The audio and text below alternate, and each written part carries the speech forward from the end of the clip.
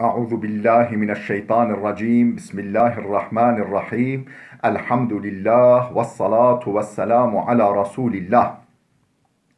Değerli arkadaşlar, Celaluddin Es-Suyuti'nin El-İtkan fi Ulumul Kur'an adlı eserinden 29. dersimizi yapmak üzere birlikteyiz. Geçen dersimizde Tahkiku Merkez-i Dirasatul Kur'aniye yayını olan elimdeki nushanın 173. sayfasına gelmiştik. Konumuz neydi? Efendim Kur'an vahyinden konusal olarak yani nisbi olarak ilk inen ayetler. Yani belli konularda ilk inen ayetler hangilerdir? Yani belli bir alana da konuya dair o konuyu bu hususu işliyorduk. Efendim 173. sayfanın ikinci paragrafındayız. Diyor ki ve evvelu ayetin nezelet fil at'imeti bi Mekke'te ayetul en'am. Mekke'de yiyecekler konusunda, yemek yiyecekler konusunda ilk inen ayet En'am suresinin 145. ayetidir. Ne diyor? قُلْ لَا أَجِدُ ف۪ي مَا اُوحْيَ اِلَيَّ مُحَرَّمًا diye başlayıp devam eden ayeti kerimedir. Mekke'de yiyeceklerle ilgili ilk inen ayet bu. ثُمَّ ayetun Nahl, ardından Nahl suresi 114. ayet ki فَكُلُوا مِمَّا رَزَقَكُمُ اللّٰهُ diye başlayan ayet Nahl suresinin ayeti, Nahl suresine geçen bu ayet ile ahiriha. Yani bu ayetin sonuna kadar. Ve bil Medine, Medine'de yiyeceklerle ilgili olarak ilk inen ayet hangisi? Ayetul Bakara, Bakara suresindeki şu ayettir. Yani 173. ayet. İnnemâ harrama aleykumul meytete diye başlayan ayet. Sümme ayetul Maide. Sonra Maide suresinde yer alan 3. ayet hurrimet aleykumul meytetu diye başlıyor. Bunu kim söylemiş? Kalehu İbnül Hassar. İbnül Hassar isimli alim bunu bu şekilde belirtmiş. وروى البخاري عن ابن مسعود وروى البخاري عن ابن مسعود قال Bukhari İbn Mesud'dan naklen kaydetmiştir ki İbn Mesud şöyle der: "Evvelu suratin unzilet fiha secdetun en-necmu." İçerisinde secde bulunan yani secde ayeti bulunan ilk sure efendim Necm suresidir. Evvelu suratin unzilet inen ilk sure fiha içeren secdetun secde içeren secde ayeti içeren ilk sure en-necmu Necm suresidir. Ve kâle'l Firyabiyyü El-Firyabi isimli alim demiştir ki haddesena Verqa'u an İbni Abi Necih an Mücahid fi kavlihi efendim Verqa İbni Abi Necih'ten o da Mücahid'den naklederek demiştir ki hangi ayet hakkında fi kavlihi şu ayet kerime hakkında laqad nasarakumullahu fi mavatin kesiretin Tevbe suresi 25 kuşkusuz Allah birçok yerde efendim size yardım etmiştir. Bu ayetle ilgili demiştir ki Mücahit قَالَ هِيَ اَوَّلُ مَا اَنْزَلَ اللّٰهُ مِنْ سُورَةِ بَرَاءَةٍ min surati Baraata Baraa suresinden ilk inen ayet budur demiştir. Yani Baraa 25. ayet لَقَدْ نَصَرَكُمُ اللّٰهُ فِي مَوَاطِنَ كَثِيرًا وَقَالَ اَيْضًا yine Mücahit demiştir ki daha doğrusu Varka demiştir ki haddesena İsrailu sana Sa'id ibn Mesruk an Abi Duha efendim sana haddesena Sa'id ibn Mesruk bize anlattı. O da an Abi Duha, o da Abi Duha'dan nakletmiş. Kale Abu Duha demiştir ki evvelu ma nazale min baraata Baraa suresinde ilk inen ayet infiru hifafen ve fikalen 41. ayet infiru hifafen ve fikalen diye başlayan 41. ayettir. Thumme nezele evveluha thumme ahiruha. Sonra bu ayetten önceki kısım indi. Sonra daha sonrakiler indi. Son kısmı da ondan sonra indi. Önce 41. ayet indi. Sonra öncesi daha sonra da sonrası.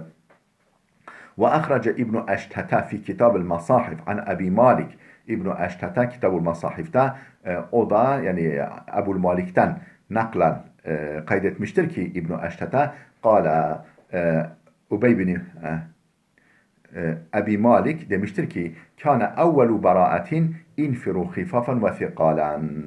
Efendim Baraa suresinin baş tarafı Baraa suresinin yani önceden baş tarafı ilk ayeti infiru khifafen ve thikalen. İnfiru khifafen ve thikalen ayetiydi. Senevatin yıllarca böyle devam etti. Thumma unzilet bara'atu evvele sura. Thumma unzilet bara'atu evvele sura. Yani sonra Bera'a suresinin baş tarafı nazil oldu. فَاُلِّفَتْ بِهَا 40 ayeten فَاُلِّفَتْ بِهَا 40 ayeten efendim birleştirildi. 40 ayet oldu. Ve ahraca eyda min tariki Davud'a efendim Davud tarikinden şöyle kaydetmiş İbn-i Eştet'e an Amir, o da Amir'den fi kavlihi şu ayet-i kerimede hakkında infiru khifafen ve thikalen infiru khifafen ve thikalen kâle hiye evvelu ayetin nezelet fi bara'ata fi gazveti Tebuk. Bara'a suresinde efendim ilk inen ayet budur. Ne zaman indi? Tebuk gazvesinde indi. Felemma raca'a yani Tebuk gazvesi, Tebuk seferi hakkında konusunda indi. Felemma raca'a min Tebuk Peygamber Tebuk seferinden dönünce nezelet bara'atu el-ithnani ve thelâthîne. Daha doğrusu el-thamani ve thelâthîne. Yani bara'atu el-ithmani demiş ama bence ithmani tabi yanlış belli ki. El-ithnani ve el-thamani ve thelâthîne. Yani 38 ayet öyle indi. El-thamani ve thelâthîne ayeten min evveliha. Baş tarafından 38 ayet indi. Ve ahraca min tariqi Sufyana. Yine İbn-i Eştet'e efendim İbn-i Eştet'e Sufyan tarikiyle ve daha ve gayrihi ve daha başka kanallarla nakledip kaydetmiştir. Kimden? An Habib ibn Abi Amrata.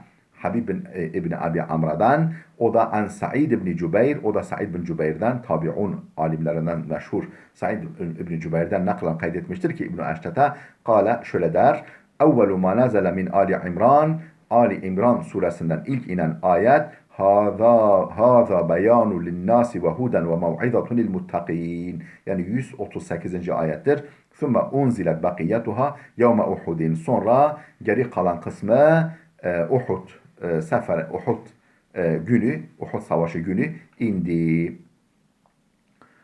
Efendim şimdi bu konu bitti. En-nev'u thani ma'rifetu ahiri ma nazal. Yani mutlak olarak, yani genel olarak ilk inen ayetleri, vahiyleri belirtti, anlattı, değerlendirdi. Ondan sonra konusal olarak özel bir alana dair ve nisbi olarak inen ilk inen ayetleri, sureleri kaydetti Suyuti. Şimdi geldi yeni bir bilgi türünün başına. En-nev'u thamin 8. nevi, yani 8. üst başlık, 8. bilgi türü bu konudaki. Efendim ma'rifetu ahiri ma nezele. Son inen vahiyler. Son inen vahiyler hangilerdir? Fihi ihtilafun. Bu konuda değişik farklı görüşler var. Ferava Şeyhan anil Bera İbni Azib. Şeyhan yani Bukhari ve Müslim Bera bin Azib'ten naklen, Bera bin Azib sahabi Bera bin Azib'ten naklen kaydetmişler ki kâle Bera demişti ki ahiru ayetin nezelet, son inen ayet yesteftuneke kulillahu yuftikum fil kelâle. Nisa 176. Efendim yesteftuneke kulillahu yuftikum fil kelâle. Nisa suresi 176. ayet. Ve ahiru suretin nezelet bera'atu. Son inen sure ise Bera'a suresidir. Son inen ayet Nisa suresi 176. ayet. Son inen sure de Bera'a suresidir. Ve ahrecel Bukhari an İbn Abbas'in kâle. Bukhari İbn Abbas'tan naklen kaydetmiştir ki kâle İbn Abbas demiştir ki ahiru ayetin nezelet ayetur riba. Yani son inen ayet faizle, riba ile faizle ilgili ayettir. Ve ravel Beyhaki an Umar'a mislehu. Beyhaki de Hazreti Ömer'den buna benzer, yani bu manada bir hadis nakletmiş. Vel muradu biha, bu faiz ayeti dediği riba ayeti hangisi? Kavluhu Teala, şu ayet-i kerime. Ya eyyühellezine amenu takullaha ve zaru ma bakiye miner riba. Bakara 278. ayet. Ey iman edenler, Allah'a karşı gelmekten sakının ve arta kalan faizi bırakın. Yani alacağınız durumunda olan faizi bırakın. Efendim ve an Ahmed'e. Ahmed İbni Hanbel'den ve inde Ahmed'e. Ahmed İbni Hanbel'de kayıt ve İbni Maceh an Umar'a, yani Ahmed İbni Hanbel ve İbni Maceh'te kaydedildiğine göre Hazreti Ömer'den naklen demiştir ki min ahiri ma nezele ayetur riba, son inen ayetlerdendir faiz, riba ayeti. Yani o biraz önce bahsettiğimiz ayet-i kerime min ahiri ma nezele ayetur riba ve inde İbni Merdeveyh, İbn-i Merdeveyh'e göre, İbn-i Merdeveyh'te kayıtlı olduğuna göre eserinde an Ebi Sa'idin el-Hudriyi, Ebu Sa'id el-Hudri'den naklen kâle, Ebu Sa'id demiştir ki hatabana Umaru, Ömer radıyallahu anh bize hitap etti, hitabede bulundu, konuşma yaptı. Fakale dedi ki inne min ahiril Kur'an nuzulen ayete riba. Efendim nuzul bakımından Kur'an'ın sonlarındandır, son inen ayetlerindendir. Ne? Er-riba, ayetur riba, faizle ilgili, riba ile ilgili ayet. Biraz önce kaydettiğimiz ayet. Ve ahracen nesaiyyü min tariqi İkrimete an İbni Abbas'in. En-Nesai İkrime tariqıyla İbn Abbas'tan naklan kaydetmiştir ki En-Nesai kâle, İbn Abbas demiştir ki ahiru şey'in nezele minel Kur'an, Kur'an'dan son inen kısım وَاتَّقُوا يَوْمًا تُرْجَعُونَ اِلَى اللّٰهِ. Yine faiz ayeti dediğimiz وَاتَّقُوا يَوْمًا تُرْجَعُونَ فِيهِ اِلَى اللّٰهِ. El-Ayete Bakara 281. Ve ahraca İbn-i Merdeveyh, İbn-i Merdeveyh tahric etmiş, yani kaydetmiş kitabında nahvehu, yani benzer manada bir rivayeti min tariqi Sa'id ibn Cübeyr, Sa'id ibn Cübeyr tariqıyla, kanalıyla an İbn Abbas'in, İbn Abbas'tan naklen bilafzi ahiru ayetin nezelet, yani yani burada ahiru ayetin min nezelet lafzıyla, yani son inen ayet. Ve ahracahu İbn Cerir min tariqil Avfi ve Dahhaki an İbn Abbas. Bunu İbn Cerir at-Taberi el-Avfi ve Dahhak tariqıyla ve İbn Abbas'tan naklen bu manada bir rivayet kaydetmiş. Ve kâlel firyabiyyü, El-Firyabi demiş fi tefsirihi. El-Firyabi tefsirinde demiş ki haddesena Sufyanu anil Kelbiyi an Ebi Salih. Sufyan Kelbi'den, o da Ebi Salih'ten naklen kaydetmiştir ki Firyabi tefsirinde an İbn Abbas, İbn Abbas'tan kâle, İbn Abbas demiştir ki ahiru ayetin nezelet, son inen ayet وَاتَّقُوا يَوْمًا تُرْجَعُونَ فِيهِ اِلَى اللّٰهِ. El-Ayete Bakara 281, yani aynı. Hep aynı noktaya vurgu yapılıyor. Hep aynı ayet üzerinde duruluyor. Yani faizle ilgili, riba ile ilgili ayet Bakara 281. Ve kâne beyne nuzuliha ve beyne mevtin nebiyyi sallallahu aleyhi ve sellem ahadun ve themanune yevmen. Bu ayetin nuzuluyla peygamberin vefatı arasında 81 gün geçti. 81 gün var. Efendim ve ahrace İbn Abi Hatim, İbn Abi Hatim naklederek kaydetmiş an Sa'id ibn Cübeyr, Sa'id ibn Cübeyr'den kâle, Sa'id ibn Cübeyr demiştir ki ahiru ma nezele minel Kur'an kullihi, bütün Kur'an'dan son inen ayet vettequ yevmen turcaune fihi ilallah. Yine aynı efendim faizle ilgili ayet ve el-ayete ve aşen nebiyyü ba'de nuzuli hadhihi ayeti tis'a leyalin. Bakın orada 81 gün denmişti. Burada 9 gece. 9 gece. Yani 9 gün yaşadı bu ayetin nuzulundan sonra. ثُمَّ مَاتَ يَوْمَ الْاِثْنَيْنِ لِلَيْلَتَيْنِ خَلَةً مِنْ رَبِيعَ الْاَوَّلِ. Sonra pazartesi günü efendim Rabi'ul Evvel ayından geçen yani Rabi'ul Evvel ayının ikinci pazartesi günü. İkinci günü pazartesi. İkinci günü pazartesi Peygamber vefat etti. Ve ahrace İbn Cerir mislehu an İbn Cüreyc. İbn Cerir benzer manada bir rivayet kaydetmiş. An İbn Cüreyc, İbn Cüreyc'den. Ve ahraca min tariqi Atiyeta an Ebi Sa'id. Efendim bu defa yine Taberi Atiye kanalıyla Ebu Sa'id Hudri'den kâle. Ebu Sa'id demiştir ki, Ebu Sa'id Hudri'den naklen kaydetmiş. Ebu Sa'id demiştir ki ahiru ayetin nezelet vettequ yevmen turcaune el ayete. Hep aynı şeyi söylüyor. Yani son inen ayet bu herhalde belli ki riba ayeti. Ve ahraca Ebu Ubeyd fil fadail an İbn Şihab. Ebu Ubeyd el-Fadail adlı eserinde kaydetmiş. Kimden naklen? An İbn Şihab, İbn Şihab'dan, Zühri'den. Kale ahirul Kur'ani ahden bil arşi ayetur riba ve ayetud deyn. ahirul Kur'ani ahden bil arşi. Yani arş-ı ilahiden, taraf-ı ilahiden, efendim son gelen ayet ayetul riba, faiz ayeti ve ayetul deyn mudayene ayeti. Yani Bakara suresinin hatta Kur'an'ın en uzun ayeti, bir sayfa tutan bir ayet ayetul deyn mudayene ayeti. Yani borç alıp verme ile ilgili ayet. Son inen ayet. Zaten bunlar yan yana arkadaşlar. Dolayısıyla zaten biraz sonra Suyuti söyleyecek. Efendim bunlar birbirine ters şeyler değil, görüşler, tespitler değil. Efendim ve ahrace İbn Cerir min tariqi İbn Şihab an Sa'id ibn Musayyab. İbn Cerir kaydetmiş At-Tabari. Nereden? Min tariqi Şihab, İbn Şihab. O da Sa'id ibn Musayyab'tan ennehu belagahu demiştir ki Sa'id ibn Musayyab bana ulaştı ki, bilgi olarak bana ulaştı ki enne ahdesel Kur'an'ı ahden bil arş ayetud deyn. Efendim arş-ı ilahi, yani ilahi canipten en taze gelen ayet, yani en son gelen ayet ayetud deyn, mudayene ayeti.